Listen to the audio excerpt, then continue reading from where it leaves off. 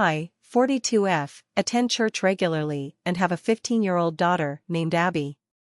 Abby is part of the church's youth group, and I sometimes volunteer as a youth leader. There's a girl in the group named Zoe, 16F, who lives with her grandparents. During one session, we were taking turns reading from the Bible. Each time it was Zoe's turn, she asked to skip. Initially, I let her skip because I thought she might have anxiety. However, after the 5th time she asked to skip, I told her we couldn't keep skipping her turn. When she started reading, it became clear she struggled significantly, mispronouncing many words. Later, I learned that Zoe only learned how to read around age 12, so she's still working on her literacy skills. Halfway through, I told Zoe she didn't have to continue reading. Later, I found out that Abby had been making fun of Zoe for her reading difficulties. She would sarcastically ask Zoe to read things, like words on posters, and would exaggerate stumbling over words when reading aloud to mock her.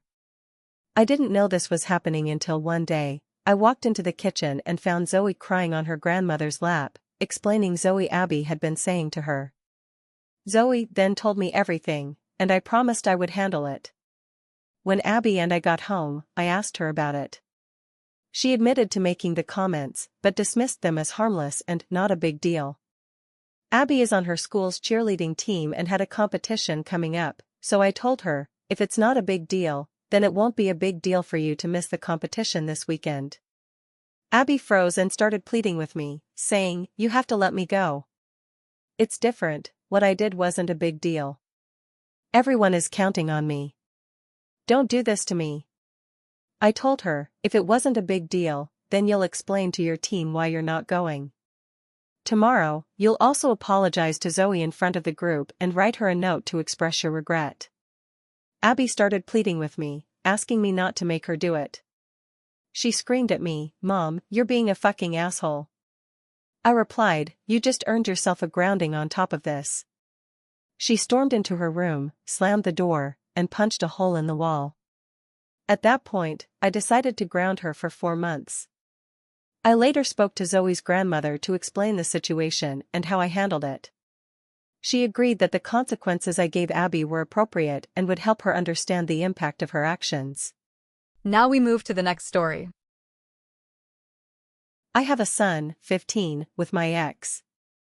My relationship with ex ended when our son was 2, and my ex got married when our son was 5. Ex has a stepdaughter who is now 13, so she was 3 when my ex and her mom got married. On top of the 2 kids already in the house, they had 2 together, making 4 total between them. There has always been mentions of my ex's stepdaughter not being treated very well in the household. Ex's mom has mentioned it to me, and so have some of my son's who have witnessed incidents while my son was with his dad. I didn't see any of when he was first married. But there was a time during the conferences at our son and his stepdaughter's school that I noticed she wasn't spoken to very kindly by her mom or my ex. I had asked my son if he was ever spoken to like that, and he said no, they mostly don't say much to him when he's there unless they want him to do chores. He had his own complaints about how his dad never spent time with, and how he wasn't really home very much, so he didn't get why he had to be there. But no being spoken to in such a cruel. I don't really know the daughter's back or if her dad is around. And I didn't get involved. My son was given the choice to spend time at one parent's house than the other. He just can't stop going to either house completely. He chose to spend more of his time with me. After 3 to 4 months of him deciding that, my ex told me his stepdaughter wanted to come and live with me, and would I take her? I said no, and I told him I didn't believe for a second that the girl is asking to live with a stranger. Then my son came home from visiting his dad's house, and he told me his stepsister had annoyed him all weekend and that she thought she could live with us. Ex called a couple of days later and asked me if I believed it now and whether I wanted her or not. I said my answer was unchanged and he should be working on making her happier there. He dismissed a week ago. I saw my ex's mom and she that the girl was put in foster care. She said she knew ex had asked me to take the girl and she didn't, why I wouldn't when she and my son have lived as siblings most of their lives. I told her she was step-grandma and she should have taken her if she cared so much. Ex's mom and I were always on good terms, so her unreasonably blaming me came as a surprise.